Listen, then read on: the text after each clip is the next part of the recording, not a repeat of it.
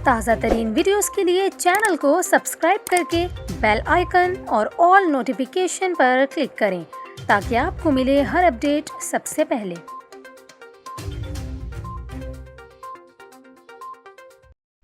और अभी बात करेंगे सैलाब की। जहां हलाकतों में इजाफा हो रहा है, वहीं सैलाबी पानी मजीद इलाकों के लिए भी खतरे का बाइस बन रहा है।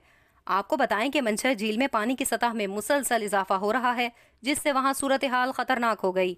महकमा आबपाशी ने बताया कि नई गाज और जोही से आने वाले सैलाबी रेले की वजह से मंछर झील में पानी की सतह में इजाफा हुआ है।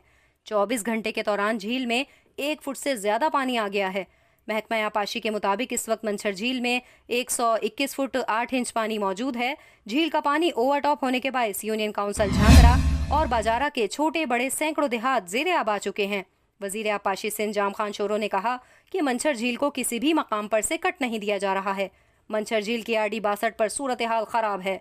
उन्होंने कहा कि इस सूरत हाल को कंट्रोल करना एक डिपार्टमेंट या सिंध हुकूमत के बस की बात नहीं।